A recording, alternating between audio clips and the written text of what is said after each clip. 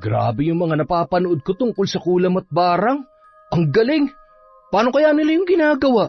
Tsaka, ano kayang pakiramdam nung kinukulam? Ay, parang gusto kong maranasan ah.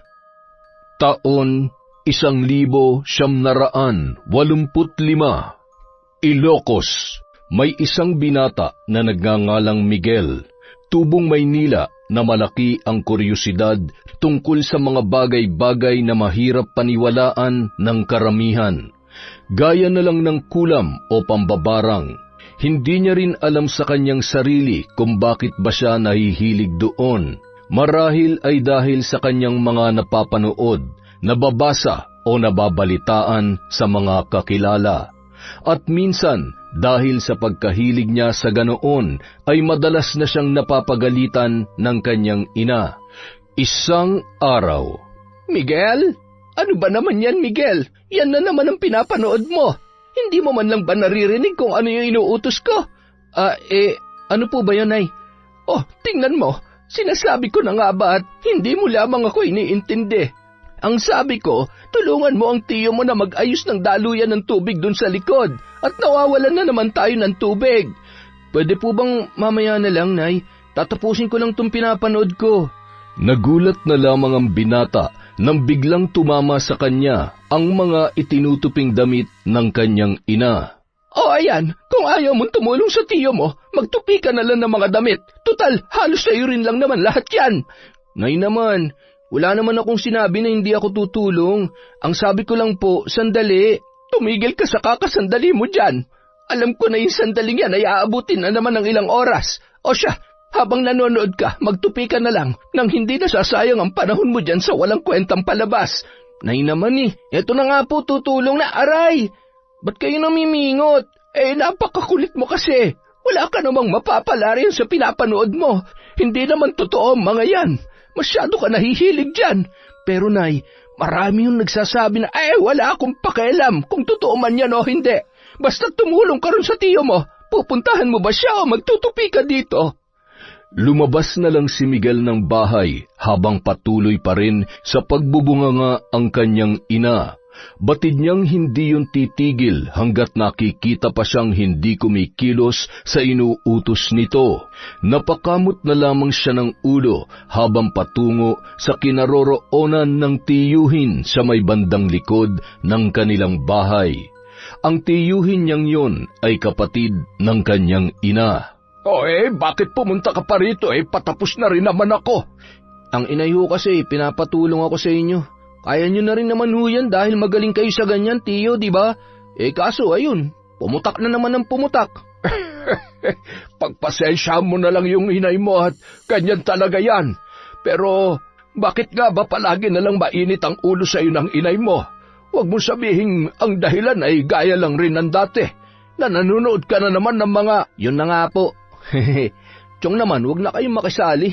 Kasi naman, ayaw niya maniwala sa akin na totoo nga yung mga mangkukulam tsaka mga mambabarang. Ay nako, bakit ba ang hilig-hilig mo riyan? May patunay ka na ba na totoo nga sila? Wala nga po, pero... Pero ka na naman dyan. Alam mo, kung gusto mong mapatunayan na totoong mga yan, pumunta ka sa probinsya kung saan maraming napapabalitang mga biktima ng kulam at barang. Diba? Para mapatunayan mo at ikaw mismo makakasaksi na totoo nga ang mga ganong tao na gumagamit ng mga itim na salamangka o kung ano man ang ginagamit ng mga yan. Ay, teka. Oo nga, Chong, no. Tama ka dyan. Ang galing mo ah. Yun nga talaga sigurong kailangan kong gawin. At talaga sineryoso mo naman, gago. Ikaw talagang bata ka, oo. Nagbibiro lang ako masyado kang ano dyan. Pero may punto po kayo, Chong.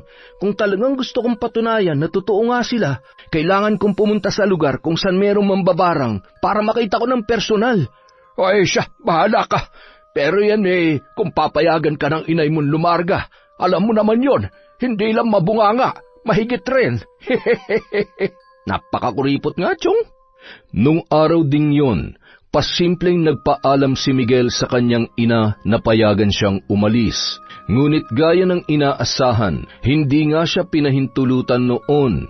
Kaya naman dahil doon ay napilitan na lang si Miguel na tumakas, dala ng kanyang kagustuhang makaalis. Nagpunta siya sa isang probinsya kung saan may napapabalitang mambabarang. Nangupahan siya para meron siyang matirhan ng ilang araw.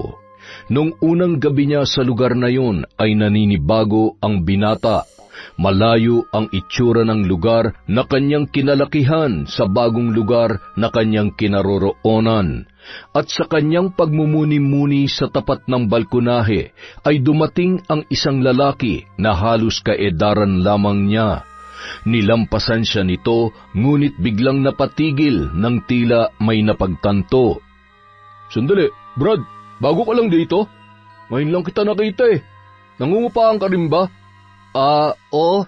Kanina lang ako lumipat." Ganun ba?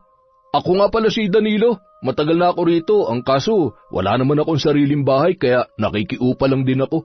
Huwag ka mag-alala. Maganda rito at tsak na magugustuhan mo. Ay, teka. Saan ka nga pala nanggaling at bakit pumunta ka dito? Galing ako sa Maynila. Nagbabakasyon. Medyo magulo na kasi ron kaya ayun, dito na lang muna ako. Tama ka dyan. Magulo talaga sa Maynila. Katunayan nga yan, minsan na rin akong nagpunta doon pero hindi rin ako nagtagal. Masyado kasing maingay tsaka ewan ko ba. Basta hindi ko gustong pamumuhay nila doon. Marami at iba't iba pa ang mga sinabi ni Danilo kay Miguel. Medyo naiilang na nga ang binatang galing sa Maynila dahil sa kadaldalan ng kanyang bagong kakilala na kung makapagkwento at makipag-usap ay parang matagal na silang magkaibigan. Kinabukasan, payapang naglalakad si Miguel para bumili ng makakain, ngunit isang babae ang lumabas sa isa sa mga bahay habang nagsisisigaw at halos wala ng damit dahil sa maikling suot nito. Hinahabol rin ng dalawang may katandaang lalaki at babae na sa tingin niya ay magulang ng babae na tila baliw. Ang ipinagtataka lamang ni Miguel ay kung bakit tila ang mga taong nakakakita at naroroon ay parabang hindi na nagulat sa nangyayari. Tila ba normal na sa kanila ang kaganapang yun, na ibang-iba naman para sa kanya. Napabuntong hininga na lamang ang lalaki at nagpatuloy sa paglalakad, at nang makarating na ng tindahan ay agad na siyang bumili. Aba, ngayon lamang kita nakita dito Bago ka lang? Oho, kahapon lang po, pero pwede ho ba magtanong? Ay, walang problema. Ano ba yan? Yung babae ho kanina, yung bigla na lang nagtatakbo. Ano hong nangyayari sa kanya? Bakit siya si Lala yon. Huwag mo na lang siyang intindihin. Matagal-tagal na rin nang magkaganon siya. Paano ang sabi ay kinulam daw ng dating nobya ng nobyo niya ngayon? Kulam? Nobyo? Nobya? Parang nalito ako dun nobyo po niya ngayon, may dating nobya. Yun po ang kumulam. Oo, ganun na nga. Kinukulam yung babaeng yun? Ibig sabihin, totoo talaga ang kulam at barang? Aba, oo naman. Ngayon ka lang ba nakarinig ng tungkol dun? Napalingon na lamang si Miguel nang marinig ang boses ni Danilo na kararating lamang. May malawak itong ngiti na tila maganda ang kanyang umaga. Hindi ang totoo niyan. Ay, wala pala. Sige, mauna na ako. Umalis na agad ang binata at hindi na hinintay pa si Danilo, pero napatigil din siya nang meron siyang mapagtanto. Sumandal muna siya sa isang puno at balak hintayin ang bagong kakilala. Natitiyak niya naman na doon din dadaan ang binata. Ilang sandali pa, nakita niya na itong parating, kaya agad niyang hinarang. Bakit? Akala ko nauna ka na. Ay, teka, huwag mong sabihing hinihintay mo ako. Ikaw kunwari ka pa. Ano bang sinasabi mo dyan? Ay, ano kasi? Totoo ba talaga yung tungkol dun sa babae na kinukulam nga talaga? O binabarang? Uy, ewan ko. Pero yun yung sabi-sabi nila rito. Ba't mo na itanong? Teka, nalabat first sight ka ba kay Lala? Para ka namang sira hindi ganun. Ano lang, gusto ko lang malaman kung totoo nga ba talagang kinukulam siya pwede mo ba akong samahan na alamin kung totoo talaga yon? Kasi di ba sabi mo matagal ka na dito? Ibig sabihin, kabisado mo na tong lugar at marami ka nang alam. Ayos ka lang ba? Ba't parang interesado ka sa kulam? Naku, pare, mahirap yan. Baka ikaw makulam ka rin. Di maganda. Ano? Ay, baliw ka na siguro, no? Ano ba maganda dun? Pero seryoso nga, samahan mo naman ako. Ikaw pa lang kasi ang kakilala ko rito eh. Tsaka pareho naman tayo ng inuupahan kaya mas maganda na ikaw ang makasama ko. Huwag ka mag-alala, sagot ko ng pagkain mo basta samahan mo lang ako. Kung gusto mo rin may bago akong damit dun. Pwede mong hiramin o kahit hingin mo na. Ano to? Sinusuhulan mo ba ako? Hindi, pero parang ganun na rin. Grabe ka. Adik ka nga yata sa kulam, no? Pero sige, wala naman akong gagawin eh. Basta sagot mong pagkain ko, ha? Tsaka pahiram ng bagong damit, ha? May nililigawan kasi ako eh. Siyempre, alam ko namang gwapo ko, pero dapat mas gwapo pa rin kapag nasa harapan niya, di ba? Oo, sagot ko lahat yan. Gwapo ka na kung gwapo. Basta yung pabor ko, huwag mong kalilimutan, ha? O sige, walang bawian yan, ha? Nung araw ding yun, sinimulan na nila ni Danilo ang paghahanap. Nagreklamo pa ang kanyang kasama kung bakit raw agad-agad. Sinundan nila ang pinagtakbuhan ng babaeng si Lala at ng kanyang mga magulang, ngunit hindi na nila yon nakita. Kaya naman nagpumilit si Miguel na puntahan yun sa bahay at doon na lamang magmatsyag. Palihim silang pumuslit sa bakuran ng bahay ni Lala at patingin-tingin kung ano ang nangyayari sa loob. Ano ba yan? Para naman tayong mga magnanakaw nito. Umuwi na lang kaya tayo. Baka mahuli pa tayo ni Mang Kanor yari tayo. Iisipin ng pinagnanasaan natin yung anak niya at baka mataga pa tayo nun. Relax ka lang. Hindi yun ang pakay natin. Kaya walang mananaga sa'yo. Ay, hindi mo kasi kilala yun eh. Tara na kasi, nagugutom na ako. Naku, patay. Ayan na nga, mukhang nakita niya na tayo. Tara, bilis! Kumaripas ng takbo si Danilo na agad ring sinundan ni Miguel na magdadalawang isip pa sana, ngunit na makitang may dalang itak ang matandang lalaki ay napatakbo na rin kaagad. Pahangos-hangos silang umuwi at nagtalo pa kung sino ang may kasalanan. Ay, ayoko na makipagtalo. Yung pagkain ko nasa na. Grabe, ginutom mo ako dun ah. Akala ko matatagaan na talaga tayo eh. Nakakatakot talaga yung si Mang Kanor. Kaya walang nagtatangka manligaw sa anak nun eh. Maliban lang dun sa isang lalaki na naging nobyo niya pero naging dahilan din ng hindi maipaliwanag na sitwasyon ngayon ni Lala. Napatawa na lamang si Miguel pagkuway biglang natahimik at nakaramdam ng awa para sa babaeng ikinukwento ni Danilo. Nais niya sanang tumulong, ngunit paano naman at ano nga ba ang kanyang magagawa? Pagkakataon niya na rin sana yun upang malaman ang totoo at makatuklas tungkol sa kulam at barang. Makalipas ang ilang araw, nagpatuloy lamang sa pag-iimbestiga si Miguel at kasama niya roon palagi si Danilo na naging malapit niya ng kaibigan. Isang araw, tanghaling tapat, katatapos lamang nilang kumain na magyayana naman si Miguel sa kaibigan para sa kanilang dating gawi. Napakamot na lamang ng ulo si Danilo at habang sila ay naglalakad, Grabe ka! Tanghaling tapat oh! Paawat ka naman! Kailangan ko na kasing malaman ng totoo. Saka hindi na rin ako pwede magtagal dito. Malapit na akong umuwi at hindi naman ako makakapayag na uwi ako basta-basta nang wala man lang napapala sa pagpunta ko rito. Uwi ka na? Kailan? Siguro mga 2 linggo na lang. Sigurado naman kasi na hinahanap na ako ni inay. Tumakas lang kasi ako at hindi nagpaalam. Ano? Tumakas ka? Teka, akala ko ba nagbabakasyon ka lang dito? Parang ganun nga, pero hindi talaga ganun. Sige na nga. Ang totoo kasi niyan, siguro dapat ko na rin sabihin sa'yo kahit pagtawanan mo ako. Ano kasi pare, Ano ba kasi? Pabiting ka pa eh. Ang totoo talaga niyan, pumunta lang ako rito para patunayan kung totoo ba tungkol sa sinasabi nilang kulam o barang. Marami kasi ako napapanood tungkol sa mga ganun, kaya naging interesado ko. Hindi ko rin alam kung bakit, pero ewan ko ba, Basta gusto ko lang mapatunayan sa sarili ko kung totoo ba talaga o hindi. Tsaka, parang gusto ko rin maranasan kung ano ba yung pakiramdam ng kinukulam o binabarang. Yung tipong napapasailalim sa orasyon, gaya ng mga napapanood ko. Napatigil sa paglalakad si Danilo at tila natulala. Ngunit bigla na lang itong humagalpak ng tawa na ikinakunot naman ng noo ni Miguel at hindi niya na napigilang mapailing. Grabe yun ah! Di ako makapaniwala. Ngayon lang ako nakakita ng tao na gaya mo. Seryoso ka ba talaga, pre? Hindi mo lang gustong patunayan? Gusto mo rin maranasan?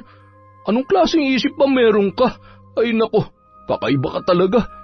Ay, sinabi ko na nga ba tatawanan mo lang ako eh. Kaya dapat hindi ko na sinabi sa iyo eh. Pero ano ba magagawa ko? Curious talaga ako. Nang mahimasmasan sa pagtawa si Danilo, ay bigla siyang naging seryoso at humarap sa bagong kaibigan. Alam mo pare, huwag mo nang pangarapin na maranasan ng makulam o kaya mabarang. Sigurado pagsisisihan mo yan. Pero anak ka naman ng tipaklong oh. Hindi talaga ako makapaniwala na may kaibigan akong atat makaranas makulam. Ay, baliw ka na yata eh. Habang sila ay naglalakad, naagaw ang pansin ni Miguel ng isang dalaga na nagpapakain ng 2 pusang kulay itim na hindi naman kalayuan ang kinaroroonan sa kanila. Sino yung babaeng yon, pre? Yan ba? Si Mara yan. Pero wag mo na lang siyang intindihin. Umuwi na lang tayo. Bukas na lang natin ipagpatuloy ang kahibangan mo. Bakit naman? Ano ba meron sa kanya? Hindi ko alam pare. Basta, nakakatakot kasi ang nanay niyan. Parang mangkukulam. Mangkukulam? Oo, pero wag mo sabihin, uy, sandali lang. Naku naman, ang kulit talaga sabing wag mo nang lapitan eh.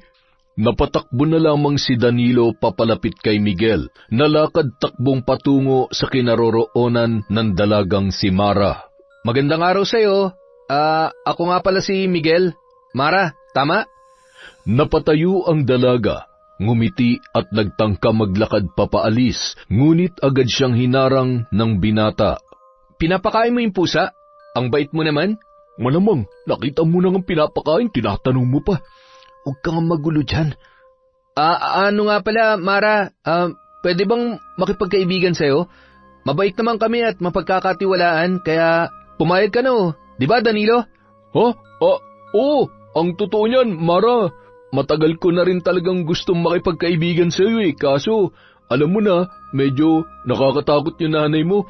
At yan si Miguel, mabait yan. Kung napapansin mo, bago mukha lang siya rito. Galing kasi siya sa Maynila, pero 100% mabait at maaasahan mo yan. Kaya makipagkaibigan ka na sa amin para hindi ka lagi nag-iisa. Di ba? Pasensya na pero hindi ako interesado na maging malapit sa inyo eh. Mauna na ako. Ano daw? Pare, nakita mo yun? Nilayasan lang tayo bigla. Grabe, ang dami kong sinabi tapos, ay, nakakainis naman. Sabi ko naman kasi sa'yo, hindi talaga madaling makipagkaibigan o mapalapit sa kanya eh. Pero kahit na, gagawin ko pa rin ang lahat para maging malapit sa kanya. Sa tingin ko kasi, siya na ang susi para matupad ko yung misyon ko rito eh. Misyon? At talagang ginawa mo pang misyon yung pagtuklas mo sa mga mangkukulam o mambabarang? Oo, kasi di ba iniimbestigahan ko kung totoo ba talaga sila o hindi. Kaya misyon ang tawag ko dun. Ano ka ba naman? Hindi ka ba nanonood ng pelikula? Nanonood, pero hindi naman kasi ganun yun. Basta, kahit na anong mangyari, kakaibiganin ko si Mara. Gaya ng laging gawi, napakamot ulo na lamang si Danilo dahil sa mga inaasta ng kaibigan. At gaya nga ng sinabi ni Miguel, ginawa niya ang lahat para mapalapit sa dalagang si Mara. May mga pagkakataon na inaabangan niya ito at sinusundan kung saan man yun pupunta. Minsan naman, dinadalhan din ng pagkain at nakikipagkwentuhan kahit na hindi naman siya kinakausap. At dahil sa mga pangungulit niyang yun ay unti-unti nang bumigay ang dalaga hanggang sa hindi na nila namamalayan na nagtatawanan at nagkukwentuhan na sila tungkol sa kung ano-anong bagay. Isang umaga, pauwi nang naglalakad sina Mara at Miguel galing sa pagtitinda ng kakanin na luto ng ina ni Mara. Hindi nila kasama si Danilo nung mga sandaling yun dahil hindi naman yun sumasama kapag sila ay nagtitinda. Mainipin kasi ang binata. Bakit kaya ganun? Napapansin ko yung ilan sa mga dumadaan na tao lalo na kapag medyo may katandaan na, ang sama ng tingin sa'yo, pati dyan sa paninda mo. Bakit ba sila ganun? Ano bang problema nila? Hindi ko nga rin alam eh. Matagal na silang ganun sa amin. Kaya nga minsan ang inay hindi na lumalabas dahil sa kanila. Paano? Pinagkakalat kasi nila na... Na mangkukulam kayo? Bakit mo alam yon? Kasi, di ba sabi mo, pinagkakalat nila, di syempre, hindi maiwasan na malaman ng lahat. Ikaw ba, Miguel? Naniniwala ka ba doon? Ha? Saan? Na mangkukulam kami, ang inay. Ang totoo niyan, hindi ko alam.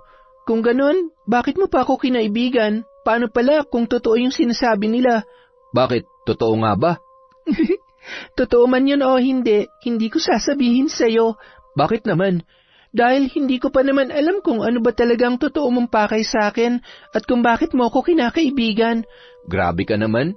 Para namang pinaghihinalaan mo pa ako na may masama akong binabalak sa'yo. Hindi naman sa ganon, pero kahit ano man yon, gusto ko malaman mo na masaya ako naging kaibigan ko kayo ni Danilo, lalo na ikaw. Ngayon lang kasi ako nagkaroon ng kaibigan mula bata pa ako eh. Wala kasing nagtatangka maging malapit sa akin dahil sa mga sabi-sabi nilang yon. Kaya nga nung mga araw na kinukulit mo ako ng kinukulit, natatawa na natutuwa ako kasi ganun pala yung pakiramdam na may taong gustong makipagkaibigan sa'yo. Kaya masaya talaga ang puso ko ngayon at sana hindi ako mabigo. Pero ayoko rin namang umasa dahil siguradong masakit yon. Natahimik si Miguel at hindi na nakasagot. Napatigil na rin siya sa paglalakad. Uy, ano nangyari sa'yo? Bakit ka natulala dyan? Hoy, Miguel! Ha? Hindi, wala. Nandito na pala tayo. Sige, mauna ka na. O sige, pasensya na talaga ha. Hindi kasi talaga pwede na ihatid mo ako sa mismong harap ng bahay namin eh. Ay, ilang beses mo nang sinabi yan tuwing hinahatid kita rito. Ayos nga lang. Sige na, lakad na. Hinintay na muna ni Miguel na makapasok sa loob ng bakuran si Mara bago siya naglakad pa uwi. Napahugot siya ng hininga at hindi niya maitatanggi na tinamaan siya sa mga sinabi ni Mara kanina lamang. Paano na lang kapag nalaman nito ang totoo na ginagamit niya lang ang dalaga, natitiyak niya na masasaktan ang dalaga. Hanggang sa pagdating sa bahay na inuupahan, hindi pa rin nawawala sa kanyang isip ang sinabi ni Mara. Oh, para may gumugulo sa isip ng hibang kong kaibigan ah. Wala. Nakukonsensya na kasi ako sa ginagawa natin kay Mara. Yung mga sinabi niya kasi kanina, tinamaan talaga ako eh. Bakit? Ano ba sinabi niya? Imbis na sagutin ay napabuntong hininga na lamang si Miguel at pati sa kanyang pagtulog ay binabagabag siya noon. Hindi niya maintindihan kung bakit ganun na lang ang epekto sa kanya kapag iniisip niyang masasaktan si Mara at lalayuan sila nito sa oras na malaman ang tunay niyang plano. Kinabukasan, nang dahil sa mga naisip niyang yun, napagdesisyonan niya na tumigil na at umuwi na lamang sa kanila. Teka, sigurado ka ba dyan? Titigil ka na lang basta-basta? Bakit? Ano nangyari? Ano ba mga sinabi ni Mara? Masasaktan lang kasi siya kapag ipinagpatuloy ko pa ito eh. Nakukonsensya na ako. Dahil dun titigil ka na? Ano na ba nangyari dun sa Miguel na tinawag pang misyon ng pagtuklas sa mga mangkukulam, tsaka sa mga mambabarang? Oo nga, pero wala naman akong balak na makasakit ng damdamin ng iba para lang sa pansarili kong kagustuhan. Kaya siguro tama na rin tong desisyon ko. Aalis na lang ako para hindi na lumala pa. Grabe ka, bigla-bigla ka na lang aalis. Paano naman ako dito? Ay, teka, si Mara yun ah. Anong ginagawa niya? Bakit siya tumatakbo papalapit sa atin? O yan, sabihin mo na. Miguel, Danilo, mabuti na lang nakita ko kayo dito. Pupuntahan ko sana kayo sa bahay niyo eh. Bakit? Anong meron? Para masaya ka. Oo naman. Alam niyo kasi, sinabi ko na kay Ina yan tungkol sa inyo, na nagkaroon na ako ng mga kaibigan. Tapos, pumayag siya. Ayos lang daw sa kanya. Kaya naman, gusto niya kayo makilala. Iniimbita niya kayo sa bahay. Ano? Kami? Pupunta sa bahay nyo? Ganun na nga. Sinabi ko kasi na mapagkakatiwalaan at mababait naman kayo. At para mapatunayan natin sa kanila na totoo ang mga sinabi ko, kailangan yung pumunta doon. Ayos lang ba sa inyo? Kailan daw? Kung gusto nyo, bukas na bukas din. Ano, pupunta ba kayo? Bukas na agad? Ano kasi... Ayaw nyo? Hindi naman sa ayaw. Ayos lang. Alam ko naman kung bakit. Sige, di bali na lang. Mag-iisip na lang ako ng palusot para... Pupunta kami. Hintayin nyo na lang kami bukas. Talaga, Miguel? Seryoso ka ba dyan? Sige, maghahanda ako na makakain ninyo. Sabi mo yan, ha? Hihintayin ko kayo doon. Sige na, mauna na ako sa inyo. Pare, bakit ka naman pumayag? Nakakatakot kaya yung nanay nun. Baka mamaya bigla na lang tayong lasunin dun. Ano ka ba naman? Wala ka bang tiwala kay Mara? Sa kanya meron, sa nanay niya wala. At saka, di ba alis ka na? Lalo mo lang pinapaasa si Mara niyan eh. Huli naman na to. Pagkatapos babalik na rin ako sa amin. Kaya tigilan mo ng kadaldalan mo dyan. Basta bukas sasama ka ha. Napakamot ulo na lamang si Danilo. Kinabukasan, pagkatapos mananghalian ng dalawa ay tumungo na sila sa bahay ni Mara. Kinakabahan talaga ako dito, Miguel. Alam mo bang ito ang unang beses na pupunta ako sa bahay nila o kahit tatapak man lang sa bakuran nila? Alam mo, ilang beses mo nang sinabi yan simula pa kagabi. Huwag na lang kasi tayong tumuloy. Bahala ka, basta ako pupunta ako. Saka nakapagbitaw na ako ng salita kay Mara. Bilang kaibigan, hindi natin pwedeng bawiin yun. At malapit na rin tayo kaya huwag ka na umarte dyan para kang tanga. Malayo pa lamang, tanaw na nila si Mara at kumakaway pa. Nang sila ay makalapit na, kitang-kita sa mukha ng dalaga ang kasiyahan. Kanina pa namin kayo hinihintay. Tara na sa loob. Nakapagluto na rin kami. Ang linis naman ng bahay nyo. Parang nakakahiyang pumasok. Labas na lang kaya ako. Tumigil ka nga dyan, Danilo. Hindi, ayos lang. Nilinis ko talaga yan para hindi nakakahiya sa inyo. Sandali lang ha. Tatawagin ko lang ang inay para sabay-sabay na tayong kumain. Diyan muna kayo. Sige lang. Mukhang ayos naman dito sa kanila, pre. Wala namang kakaiba gaya ng sinasabi mo. Ay, teka, nandyan na pala sila. Magandang araw po sa inyo. Ako po si Miguel, kaibigan po ni Mara, at siya naman po si Danilo. Magandang araw din. Kung ganun ay kayo pala yon. O siya, maupo na tayo at kumain. Ngumiti ang dalawang binata at magkatabing umupo. Kaharap naman nila ang mag-ina.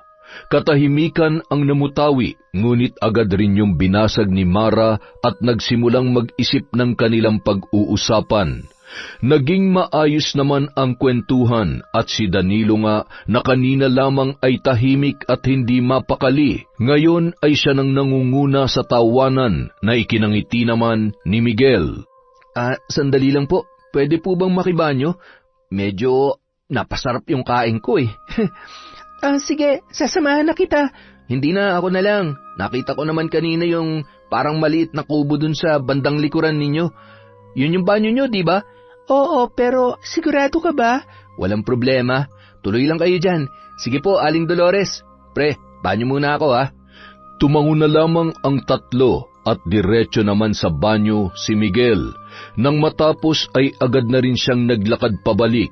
Ngunit bigla siyang napatigil nang may makitang ilang daga na tila naghahabulan papunta sa kung saan.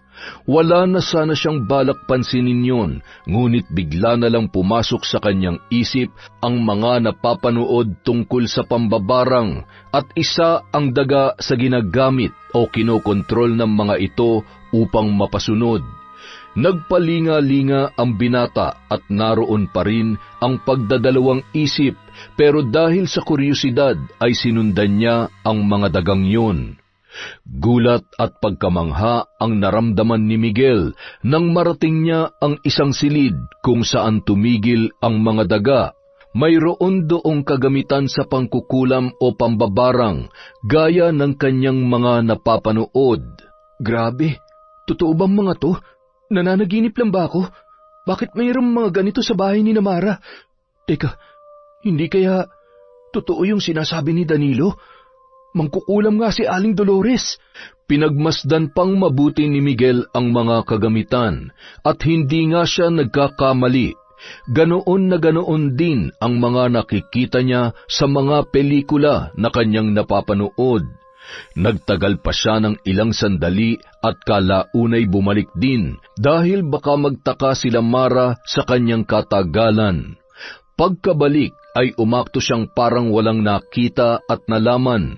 Nang makauwi sila ni Danilo, sa kanya lamang sinabi roon ang kanyang natuklasan. Ano? Seryoso ka ba dyan? Nakita mo talaga yung mga gamit nila? Oo, totoo. Kitang-kita ko at nilapitan ko pa. Ganun na ganun.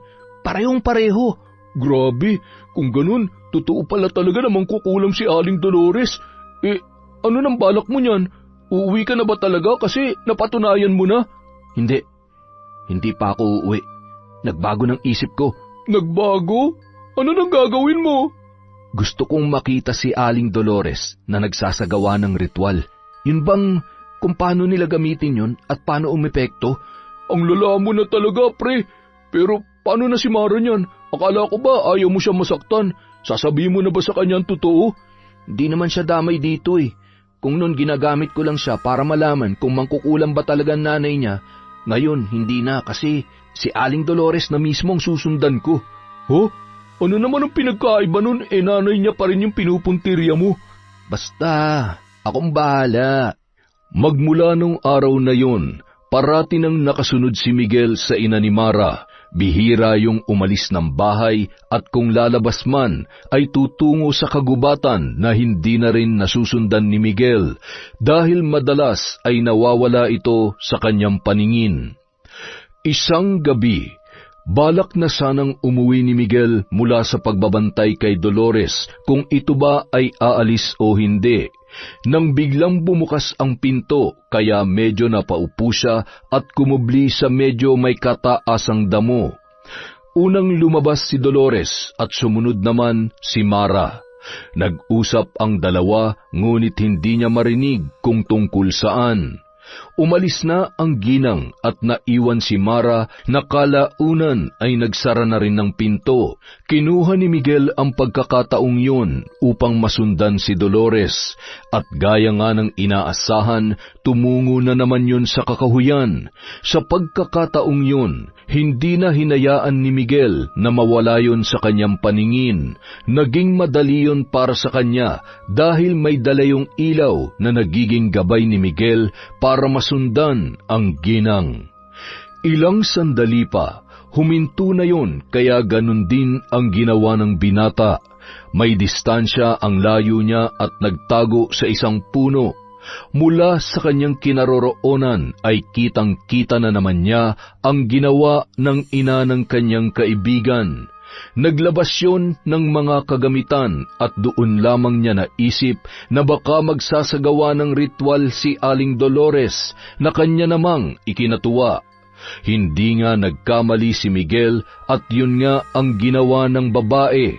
Nagsasagawa ito ng ritual habang nakaupo sa gitna ng hugis bilog gamit ang parang abo na inilagay niya doon. Lumakas ang ihip ng hangin na nagpatayo sa balahibo ng binata. Nagliparan din ang ilan sa mga tuyong dahon na bagamat nilalamig ay nakuha nun ang pansin ni Miguel na tuwang-tuwa na parang bata. Kalaunan ay napatigil na siya at nang tingnan niya uli ang ginang ay kumunot ang kanyang noo dahil wala na yun doon. Maya-maya pa, bigla siyang napalingon sa likuran nang makaramdam ng presensya at halos mapatalon siya sa gulat nang makita si Dolores na hindi niya mawari kung ano ang ekspresyon ng muka. Aling Dolores, grabe, nanggugulat naman ho kayo. Bakit ho kayo nandito? Hindi ba dapat ako magtanong sa iyo niyan? Bakit mo ako sinusundan? Lumakad yon papunta sa kanyang pwesto kanina na dahan-dahan ding sinundan ng binata kahit medyo kinakabahan. Kasi po, pero paano niyo ho pala nalaman na sinundan ko kayo rito? Matagal ko nang alam, iho, na parati mo akong sinusundan. At alam ko rin na nung araw na bumisita kayo ng kaibigan mo sa bahay, ay natuklasan mo na isa kong mangkukulam. Kasi po, pero bakit wala kayong ginawa? Hindi ba sinasabi nila na masama kayong mangkukulam? Kung masama ako, nung gabi pa lang sana na dumalaw kayo sa bahay at nalaman ang totoo, sana'y pinaglamayan na kayo. Kayo ng kaibigan mong si Danilo. Grabe naman po sa paglalamayan. Papatayin niyo po ba talaga kami? Yun ay kung masama nga ako. Ngunit maswerte na lamang kayo dahil hindi. At saka ramdam ko naman na wala kang masamang binabalak, hindi ba? Opo naman, pero kung hindi niyo po mamasamain, bakit kayo nandito ng ganitong oras at nag-oorasyon? Para saan ho yung ginagawa niyo? May sinusubukan akong iligtas na dalaga. Dalaga? Sino po? Si Lala. Kilala mo siya, hindi ba? Lala? Opo. Naalala ko na. Siya yung babaeng kinukulam. Nung unang araw ko rito, siya kaagad yung napansin ko dahil sa pagwawala niya umagang-umaga. Muntik pa nga kaming mataga ni Danilo ng tatay niya dahil sinubukan namin magbantay malapit sa bahay nila para alamin kung ano nangyayari. Pero bakit niyo nga ho pala siya sinusubukang iligtas? Kaano-ano niyo ho ba siya? Dati siyang kaibigan ng anak kong si Mara. Ho? Pero ang sabi ni Mara, wala siyang naging kaibigan mula nung bata pa siya. Mahabang kwento at hindi rin ako ang dapat na magkwento niyan. Sa ngayon, nais kong iligtas at pakawala ng kawawang dalaga na yun sa sumpang ipinataw sa kanya. Ang sabi ho sa akin ni Danilo, ang nasa likod daw nung nangyayari kay Lala, dating nobya ng nobyo niya. Hindi raw matanggap nung babaeng bruha kaya pinakulam daw po si Lala. Tama ka dyan. Ngunit ang ama mismo ni Angelina na mambabarang ang nagsasagawa ng masaklap na nararanasan ni Lala. Tatay niya pala may kagagawan. Oo, si Alfredo. Isang mabagsik at mapanganib na mambabarang. Tuso at walang awa. Grabing pagsasalarawan yun. Nagbabalak akong harapin siya upang matigil na ang mga kasamaang ginagawa niya. Kaya gabi-gabi, nag-aaral ako ng iba't ibang orasyon panlaban sa kanya. Hindi lamang si Lala ang kanyang biktima, kundi marami pa. Nambabarang siya kapalit ng malaking halaga. Hindi lamang yon, hindi mo rin siya maaaring hamak-hamakin at pag-usapan gaya ng ginagawa ng mga naninirahan sa baryong ito sa amin, sapagkat hindi siya nagdadalawang isip na pahirapan o kaya naman ipaslangin ang sino mang lumalapastangan sa kanyang pangalan. Kaya naman, kinatatakutan siya ng mga taga-baryo niya. Bigla na lamang kinilabutan si Miguel. Ilang sandali pa, nakaisip siya ng magandang plano. Alam ko na, kung gusto niyo po talaga siyang labanan at mapabagsak, tutulong po ako. At ano naman ang maaaring magawa ng isang taga-Maynila na gaya mo, Aber? Susubukan kong kunin ang tiwala niya at kung ano man ang mga makikita kong kakaiba na ginagawa niya, ipapaalam ko agad sa inyo. Kumbaga parang magiging espiya niyo po ako, ganun. Madali lamang yan sabihin, ngunit mahirap gawin. Hindi basta-basta nagtitiwala ang taong yon. Mabagsik siya at matalas ang pakiramdam. Mapapahamak ka lamang kung gagawin mo yan. Hayaan mo nang ako ang gumawa nito mag-isa. Bumalik ka na lamang sa inyo para hindi ka na madamay pa sa gulo rito sa probinsya. Pero nagtiwala na po kayo sa akin. Tapos sa gagawin kong yun, hindi niyo po ako pagkakatiwalaan? At kailan naman kita pinagkatiwalaan, bata? Ngayon lang po. Ikinuwento niyo sa akin ang mga pinaplano niyo na hindi ko alam kung alam na rin ni Mara.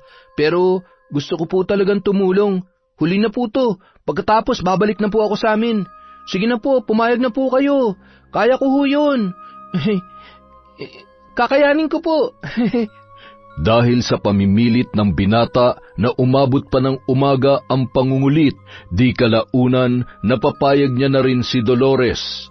Tanging silang tatlo lamang ni Danilo ang nakakaalam ng tungkol doon at hindi nila ipinapaalam kay Mara dahil tiyak natututol ang dalaga. At isa pa, hindi pa handa si Miguel na ipaalam kay Mara ang katotohanan sa kanyang mga pinaggagawa. Doon siya nakatira sa kabilang baryo. Madali mo lamang matutunton ang bahay niya sa dami ng nakakakilala sa kanya. Basta mag-iingat ka lamang. Kung sakaling magkakaproblema, tumakas ka na lang at bumalik sa baryong ito nang sa ganun ay hindi ka na niya magalaw. Opo, tatandaan ko po yan. Samantala, malapit na talaga akong mabaliw sa iyo, pare Miguel.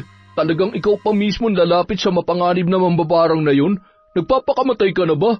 Sawa ka na ba sa buhay mo? Kung gusto mo, saksakay na lang kita ngayon para hindi ka na mag-abalang pumunta dun eh. Minsan ang sarap mo ring upakan eh, no? Kung ikaw kayang saksakin ko dyan. Ay, saka kung nag-aalala ka sa akin, pwede ka namang sumama kung gusto mo. Hindi na pala. Ipagdadasal na lang kita na sana makabalik ka pa ng buhay dito. Grabe naman to. Makapagsalita ka naman para naman akong sasabak sa gera. Eh di ba misyon mo yun? At hindi lahat ng misyon nagtatagumpay.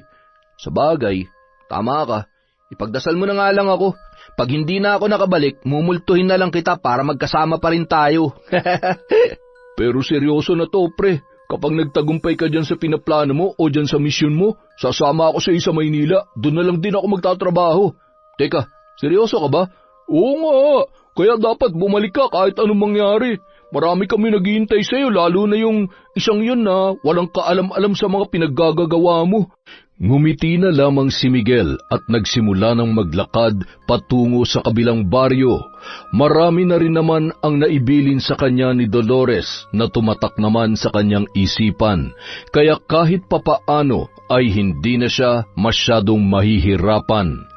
Nang makarating na siya sa kabilang baryo ay napagtanto niya na tama nga si Aling Dolores na napakatahimik ng lugar na yun. May mga nag-uusap at tumatambay din naman, ngunit hindi ganong kaingay gaya ng sa kabilang baryo. Mayroong mga bata na imbis naglalaro ay tahimik lamang na nakaupo sa isang tabi. Sa ilang minuto pa niyang paglalakad ay may nakita siyang grupo ng kalalakihan na nangangahoy at nag-uusap-usap. Nakakainis na yung ganito. Masyadong tahimik. Hindi naman tayo ganito dati ah. Visit kasi yung lalaking yun eh. Itikom mo nga yung bibig mo. Kapag ikaw narinig nun, yari ka. Alam mo naman yun, walang pakundangan.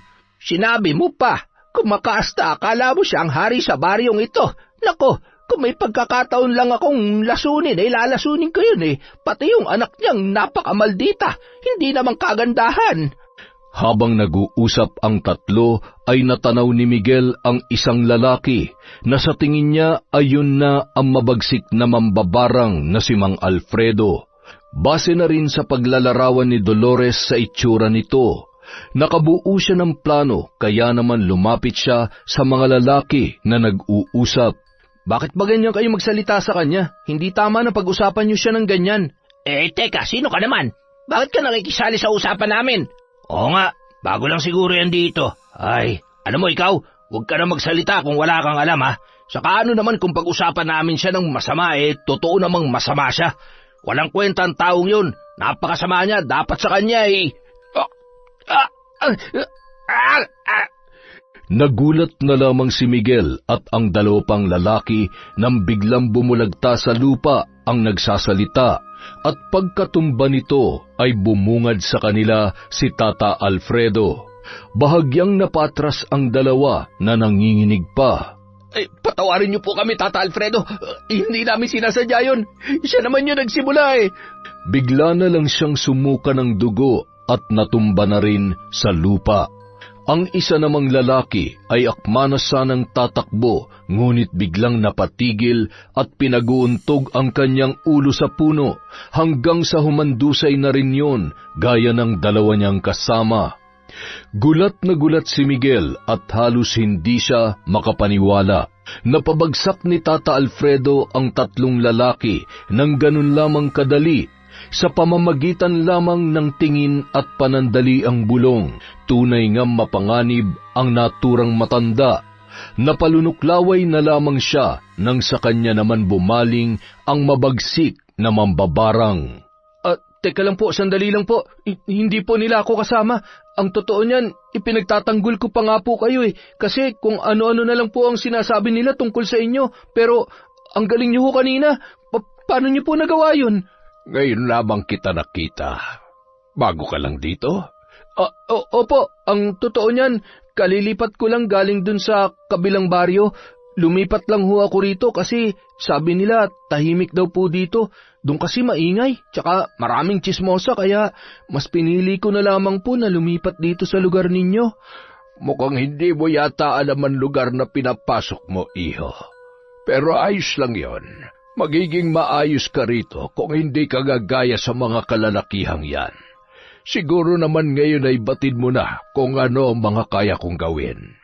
Ang ayoko lang sa lahat ay ang pinag-uusapan ako, lalo na kung hindi maganda. Opo, alam ko na po yun. Mabuti naman kung ganon. Siya nga po pala. Kakapalang ko na nga po palang mukha ko. Dahil kalilipat ko lang kaya wala po akong matutuluyan. May alam ho ba kayong bahay na maliit lang na pwede kong upahan? Hindi ko na problema yon. Marami namang bakanteng bahay riyan. Maaari kang tumuloy kahit saan mo gusto. Ganun po ba? Sige ho, maraming salamat po. Napakamut-ulo na lamang si Miguel nang tuluyan ng makalayo ang lalaki. Ang kaninang malakas na pagtibok ng kanyang dibdib ay medyo nabawasan na. Ngunit napabuntong hininga siya nang mabaling ang kanyang atensyon sa tatlong kalalakihan na hindi niya alam kung buhay pa ba o patay na. Pasensya na kayo, hindi ko aklain na gagawin niya yun sa inyo. Ganun pala katindi magparusa yun? Hindi ko talaga gusto na mangyari sa inyo yan.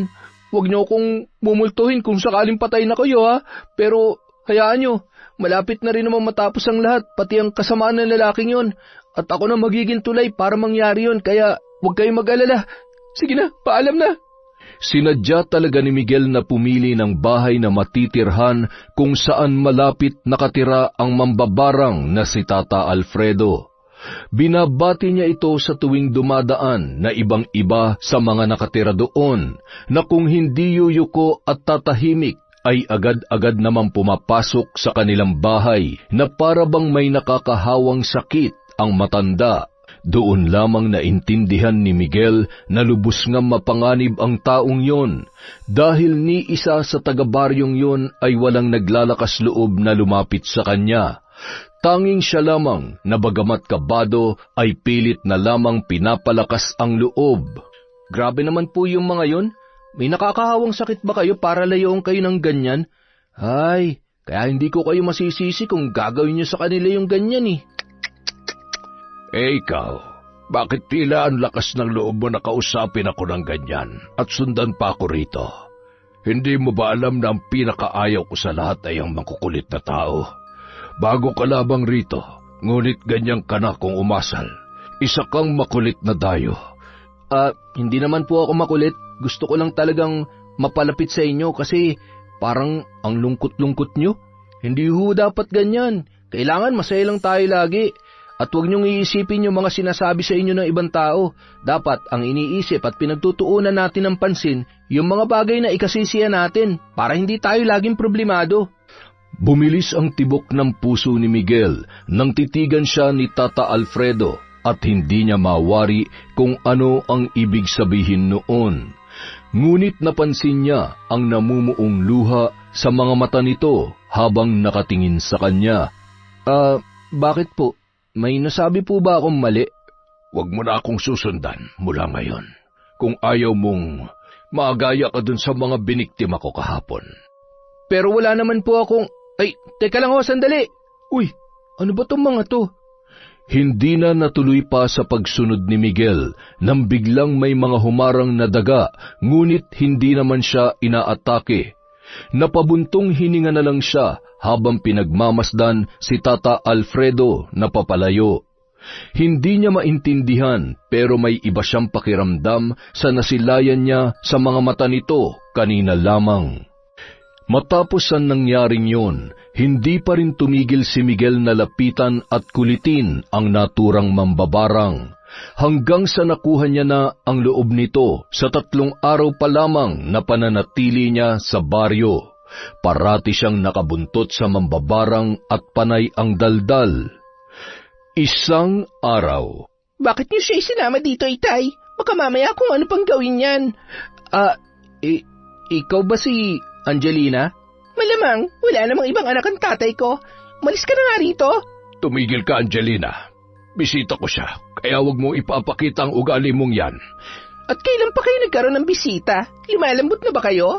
Huwag niyong sabihin na... Angelina! Bahala nga kayo dyan. Padabog na pumasok ng kanyang silidang dalaga at napailing na lamang si Tata Alfredo. Pagpasensyahan mo na ang anak ko.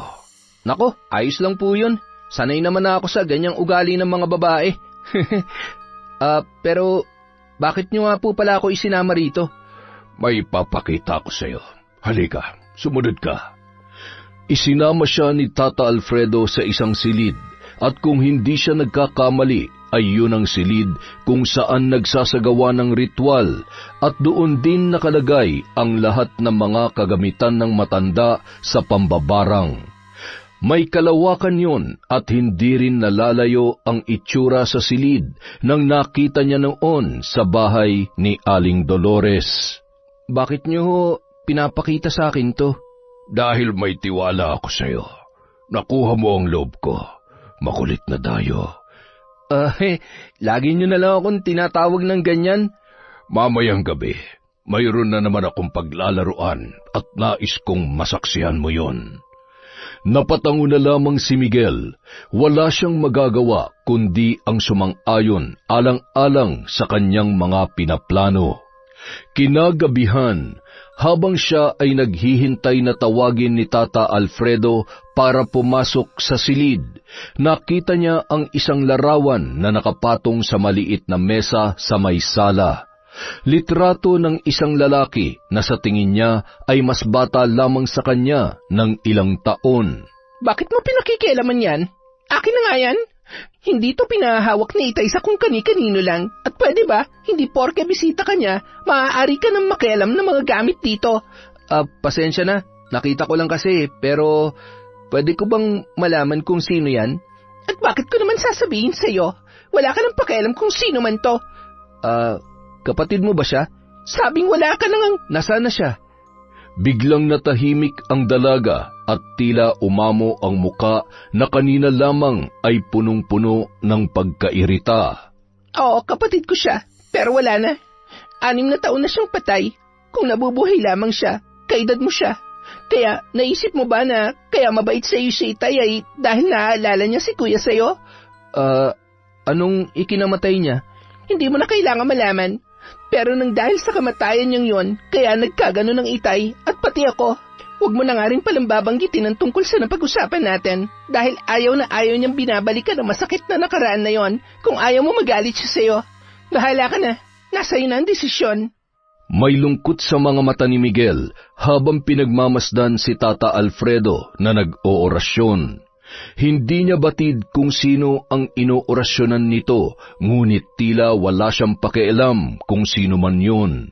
Ang mas bumabagabag sa kanya ay kung anumang masakit na nakaraan nito, kaya naman may kung anong nag-uudyok sa kanya para mapalaya ang matanda mula sa sakit na yun. Nakita mo yan, Miguel? Sa mga oras na ito, tiyak na namimilipit na sa sakit ang maharot na babaeng yun. Bakit niyo ito ginagawa? Anong ibig mong sabihin? Wala ho. Sino nga ho pala yung kinukulam ninyo? Hindi lang yun basta kulam, Miguel. Barang. Yun ang ginawa ko. Yun naman ang nararapat para sa mga taong taksil at hindi makontento sa kanilang mga asawa. Hindi magtatagal. Babawian na siya ng buhay kahit hindi yun kasama sa usapan namin ng kliyente ko. Papatayin niyo yung babae kahit wala yun sa usapan? Bakit hindi? Ang mga ganong klase ng tao ay hindi na kailangan pa rito sa mundo. Kaya nararapat lamang na magpahinga na siya. Grabe naman ho yun.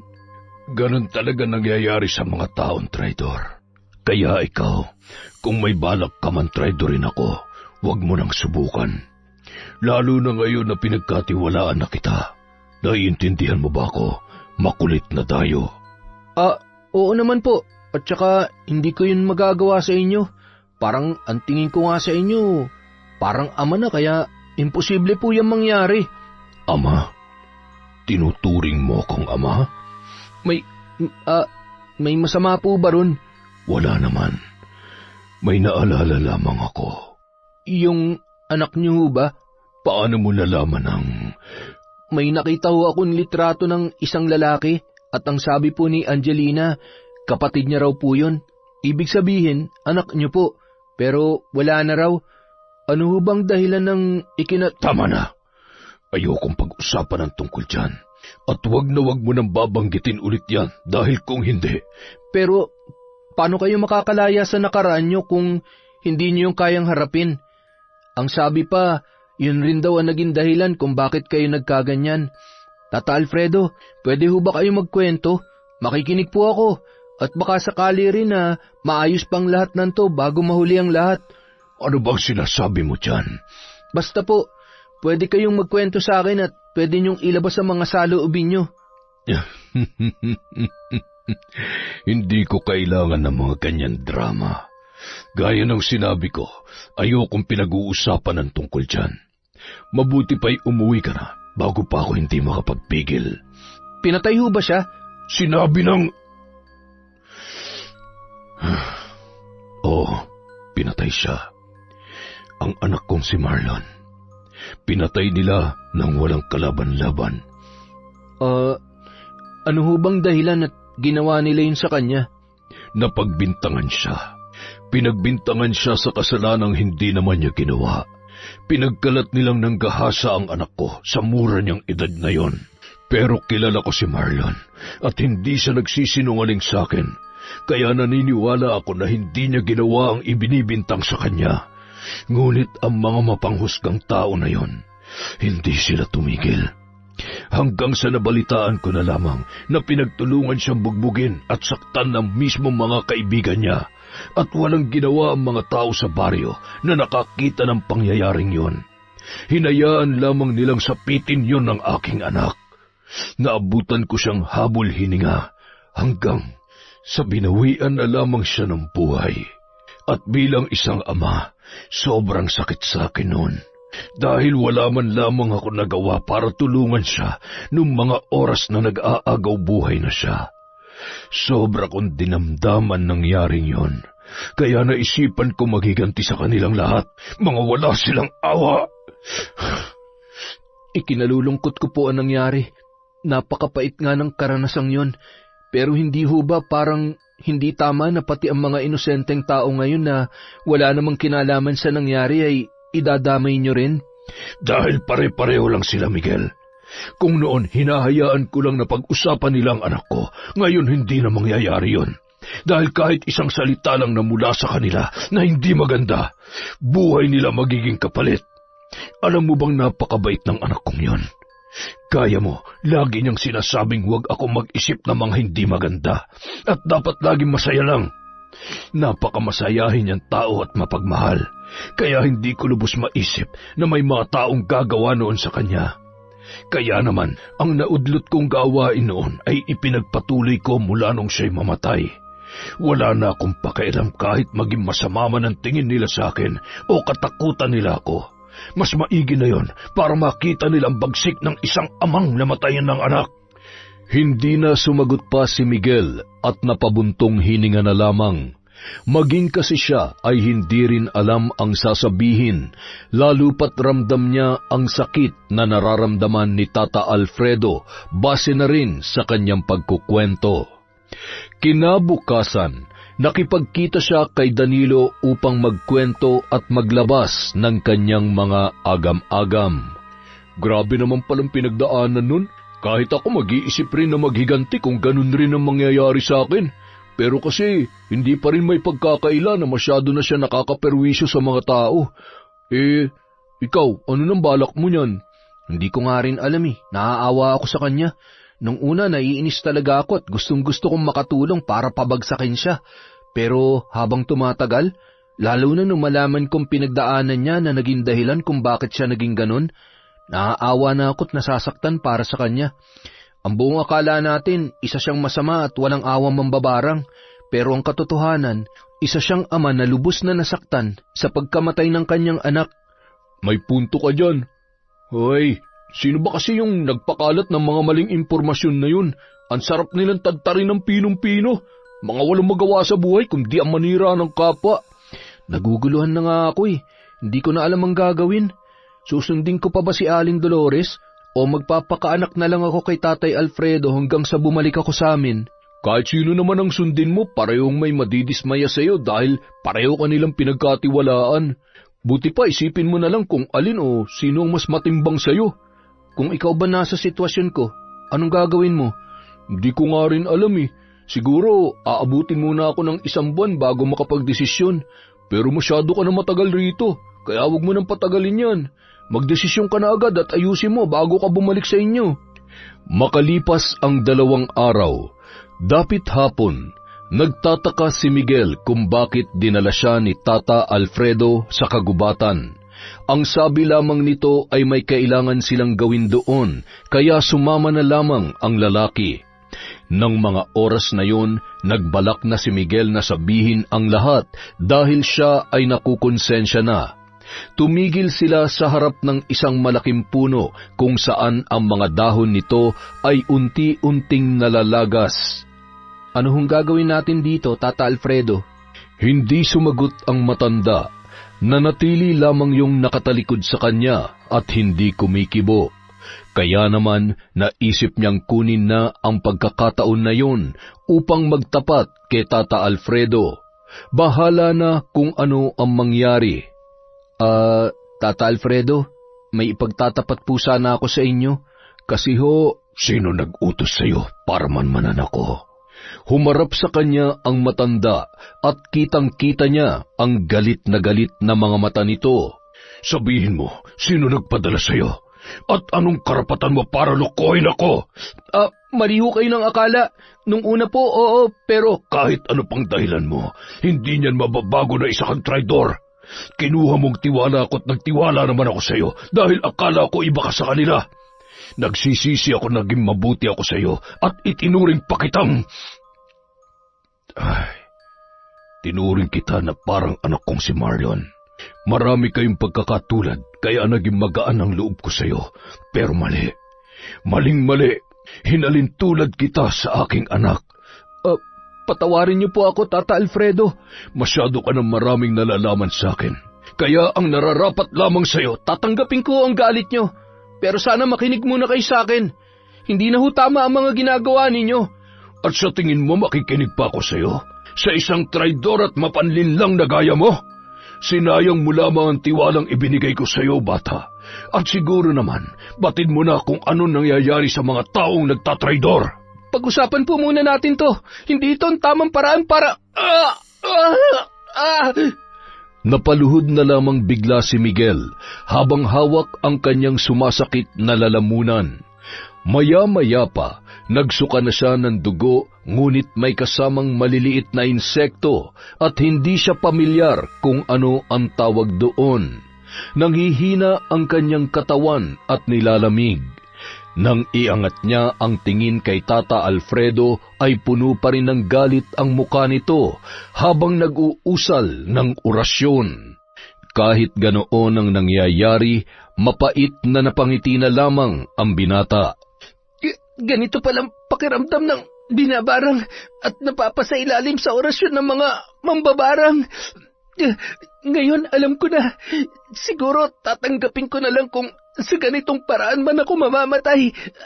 Tata Alfredo, patawad ho ulit sa ginawa ko, pero sana makalaya na kayo sa mapait niyong nakaraan para hindi na kayo nahihirapan sa araw-araw niyong pamumuhay. Wala na akong pakialam sa mga sinasabi mo, bata. Mabuti pa nga mawala ka na rin dahil isa kang traidor. Wag! Sabay silang napalingon sa pagdating ng dalaga.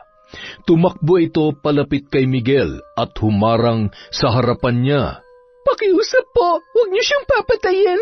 Wala siyang kasalanan. At sino ka naman? Ha? Sunod-sunod na nagdatingan sina Dolores, Danilo at Angelina. Gaya ni Mara ay lumapit rin ang dalawa kay Miguel habang si Angelina ay sa kanyang ama. Miguel, Danilo, Mara, umalis na kayo. Ako nang bahala rito. Ako ang haharap sa lalaking yan. Kung ganon, ikaw pala nag-utos sa kanya na manmanan at kunin ang tiwala ko. Ang lakas ng loob ninyo.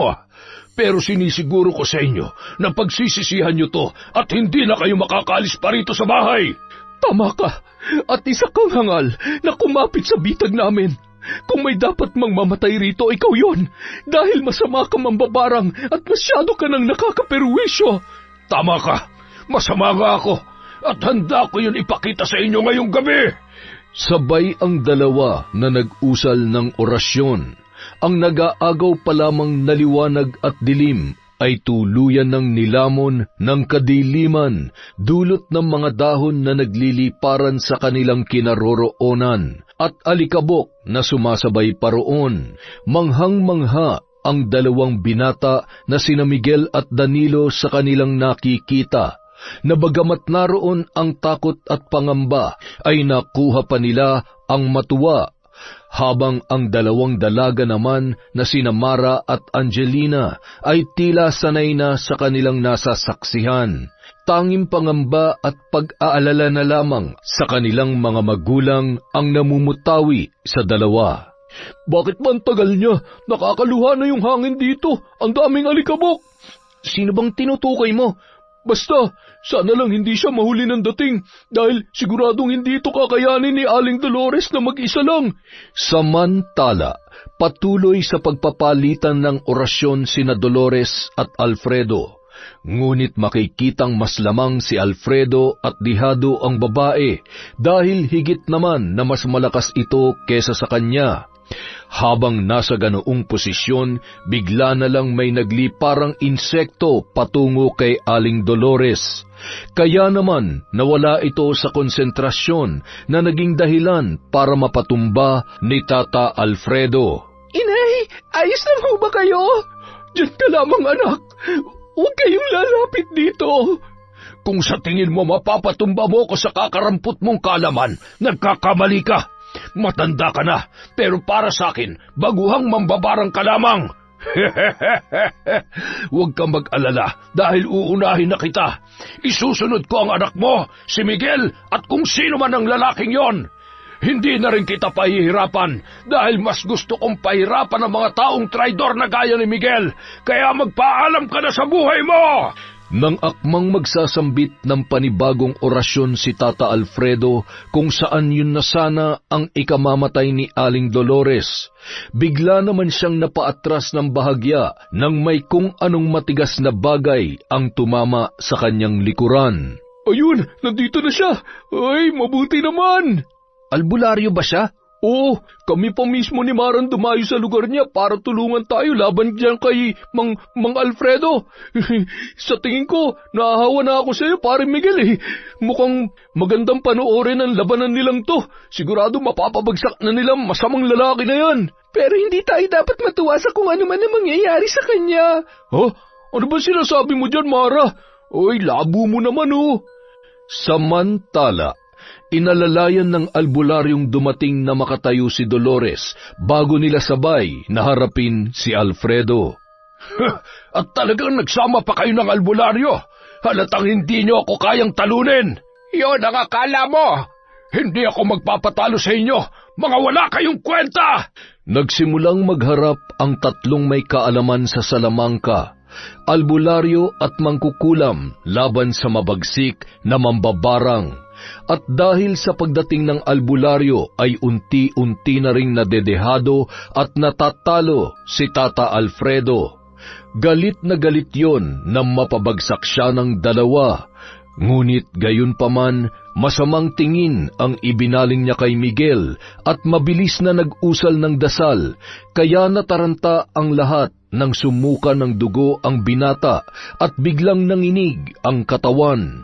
Anong ginagawa mo? Itigil mo yan! Alisin mo ang sumpa sa binatang yon dahil kung hindi... Ano? Papatayin mo ako? Sige lang! Hindi ako takot mamatay basta't kasama ko ang traidor na yon! Bakit ba hindi mo matanggap ang pagtatraidor niya sa'yo? Dahil ba takot kang aminin sa sarili mo na napalapit ka na sa kanya at itinuring mo na rin siyang anak? Tumigil ka! Kaya ganoon na lang ang epekto sa'yo ng ginawa niya. Alfredo, hindi pa huli ang lahat. Maaari ka pang magbago. Hindi solusyon ang mga ginagawa mong ito para makalimot ka. Pinatay nila ang anak ko. Sila ang dahilan kung bakit ako nagkaganito. Pero ang mga pumatay sa kanya ay pinatay mo na rin. Hindi pa ba sapat yon para matahimik ka na? Bakit kailangan mo pa mandamay ng iba na wala namang kinalaman sa nangyari? Binalak ko na rin yan mula nung dumating si Miguel dahil nakikita ko sa kanya ang anak kong si Marlon. Pero trinaydor niya ako at doon ko napagtanto na wala nang sino man ang dapat pang pagkatiwalaan. Sa gitna ng kanilang pag-uusap ay hindi na nakatiis si Mara at pumagitna na sa mga yun. Manong Alfredo, pakiusap naman po, tigilan niyo na si Miguel. Nilalamig na po ang katawan niya at hindi tumitigil ang pagsusuka. Ilang sandali na lang baka maubusan na siya ng dugo. Kung may gusto kayong paghigantihan sa pagkamatay ni Marlon, ako na lang po. Tutalisa rin naman ako sa dahilan kung bakit nangyari yun sa kanya eh. Mara, anak, ano bang sinasabi mo dyan? Mara, anong ibig mong sabihin? Ilang taon ko itong itinago at pinilit na walang makakaalam kahit pa ikaw, inay. Ako ho ang huling kasama ni Marlon bago pumutok ang balitang nanggahasa siya. Habang sinasamahan niya ako pauwi galing eskwelahan noon, nasalubong namin ang mga dating kaibigan niya at pinag-interesan nila ako. Pero pinagtanggol ako ni Marlon. Nabugbog pa siya dahil doon. Kinabukasan, nagulat na lang ako nang kumalat ang balitang hindi naman totoo. Kaya dali-dali ko siyang pinuntahan at naabutan ko siya natataranta at umiiyak. Natatakot na baka raw malaman niyo, Manong Alfredo, ang maling balita na yon at magalit kayo sa kanya. Nangako akong tutulungan ko siya pero ang pangakong yon, kahit kailan hindi ko natupad. Balak ko sanang tumistigo na wala talaga siyang kasalanan pero tinakot ako ng mga dati niyang kaibigan. Nasisirain nilang buhay namin ng inay. Madali lang yun gawin para sa kanila dahil marami silang koneksyon at may kaya sa buhay. Kaya labag man sa kalooban ko, masakit man sa akin, hinayaan kong lumaban si Marlon mag-isa. Hinayaan kong husgahan siya ng mga tao. Hanggang sa nabalitaan ko na lang na wala na siya. Sobra ako nagdalamhati para sa kanya. Pero mula noon, nagpanggap akong walang alam. Pinilit kong kalimutan ang lahat. Patawarin niyo po ako, Manong Alfredo. Sana mapatawad niyo ako sa kapabayaang nagawa ko. Lintik ka! Bakit? Bakit kailangan mangyari yun sa anak ko? Ano ba nagawa niya kasalanan para maranasan niya lahat ng yun?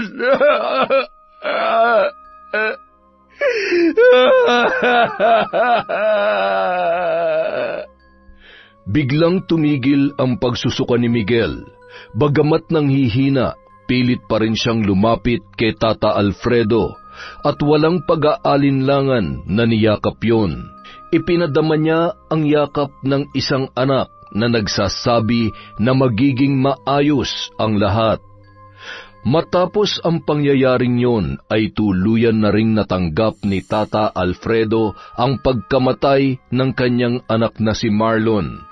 Umalis sila sa baryo at nagpakalayo-layo kasama ang dalagang anak na si Angelina. Nalinawan na siya sa kanyang mga pinaggagawa, kaya naman nangako siyang hindi na mauulit yon. Ang mag-inang Dolores at Mara naman ay namumuhay na rin ng payapa sa kabilang baryo. Naging tahimik na rin ang lugar na yon at wala ng mga haka-haka pa ang kumakalat tungkol sa kanila. Samantala, bumalik na rin ng Maynila si Miguel at gaya ng ipinangako ni Danilo, sumama siya sa kanyang kaibigan. Tahimik na rin ang kanilang buhay at magkasama sila sa trabaho. Lalong lumalim ang kanilang pagkakaibigan na para ng magkapatid. Ay, grabe. Nakakapagod din palang magtrabaho dito sa Maynila. Pero pare, kailan mo pala balak bisitahin si Mara? Sigurado, miss na miss ka na nun. Hindi ko pa alam, tol. Masyado tayong abala rito eh. At saka, may telepono naman sa bahay. Lagi kami nag-uusap nun. Grabe, akalain mo yun, no? 3 buwan na rin palang nakakalipas mula nung umalis tayo dun sa probinsya, kung saan ginawa mo pang misyon niyang kahibangan mo sa pagtuklas sa mga mambabarang at masubukan kung paano ba yung binabarang. Uy, natatawa pa rin talaga ako sa'yo. Pero ang mahalaga dun, natupad mo na nga yung gusto mo, natulungan mo pa makamove on yung isa. Tama ka, hindi man naging madali pero kahit papano, mission accomplished tayo dun. Yon! Mission accomplished tayo for today! Maligayang araw po ng Biyernes, mga kaenteng. Dahil dyan, meron na naman tayong shout out! Simulan po natin kay Maren Nila Cervantes. Hello kay Marieta Yoto, kay Zane Axel Ranada, hi kay Filipina Palsario, kay Febe Ranyada, Maria Katrina Manyakap, kay Bea 5 Pink, hello po kay Len TV2, kay Rosette Ersando, kay Enelra Gonzales, kay Janet Morelo from Cardona Rizal.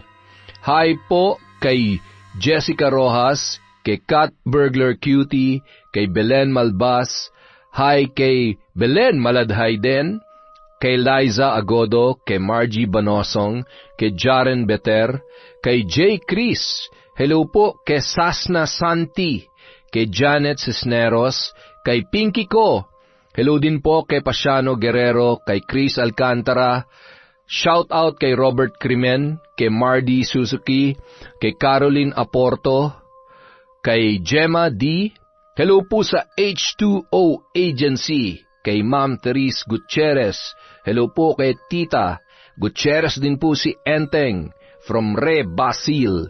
Hi po kay Rosita Saclote, kay Era Sera, kay Ryan Alba, kay Loretta Bobes. Happy birthday kay Ray Jello ng Tanza Cavite from Elidia Bobes. Hello po kay Emrose Strong, OFW in Kuwait. Hello din po kay Arlene Vizcara, kay Diaries Yuki, kay Arnel Claridad, kay AJ Dominguez, Toti at Bert from Junel Fuentes. Hello po kay Gab Tagasa. Hi po kay Jennifer Mauricio, kay Marilu Basis Seta. Hello po kay Elsa Balbin of Laguna. Elizabeth Sune. Hello po kay Irma Umali, kay Raquel Shibata, kay Dores Estander, kay Meng Paraton, Mirna Lampasa, Michael Del Rosario at sa wife niyang si Ana Marie from Lucy Buendia. Hello din po kay Romeo Marcelino, James, Derek, Leonora Lugina at sa Leonora family. Hi po kay Bon Jane Cortez George, kay Stephanie Deep, kay Cliven Dubalan, sa Imperial at Ledesma family from Maria Grace Grefalja, kay Alfreda Alano po. Hi din po kay Sarina Dulangan, Alma Naong, Josen Karang-Karang, kay Hilario Patra Jasmine. Hi kay Ren Silva of QC from Marites Jones. Hi din po kay Mir Angeline Maulion. Hi po sa Bubbly Bob Laundromat sa Makati. Mabuhay po kayo dyan. Madalas po tayo dyan sa Makati. Hello din po kay Corazon Cacalja, kay Emelita Bautista, kay Ronalyn Rodriguez, kay Vicky Yabut, kay Joel Marasigan, kay Lord Queen OFW Blog, kay Apple Pen Stories. Hi Apple. Hi po kay MGS14, kay Elez Zell, kay Jade Guevara, kay Ryax Nika Miguel. Hi kay Analia Vallega, kay Janet De Castro, kay Raquel Hazigawa, kay Mary Yanduhay. Hello din po kay Sally Roldan, kay Luz Aclaro, kay Annalisa Malatbalat, kay Yusan Fok from Hong Kong. Hello din po kay Kimberly Espanola, kay Pasiano Guerrero at buong family niyo po. Mabuhay po kayo. Hello kay Marjorie Dequila, kay Annelyn Queriones, kay Lotlot Soberano, kay Adam Lasa, at kay Kimpoy Feliciano from Saigon. Hello din po kay Frederick Ganagana, kay Juvelin Camacho, kay Mercedita Balana Reyes, kay Ak Mamado.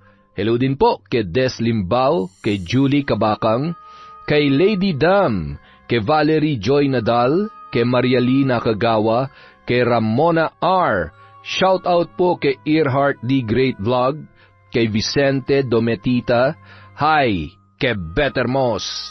Maraming salamat po mula sa Kwentong Enteng.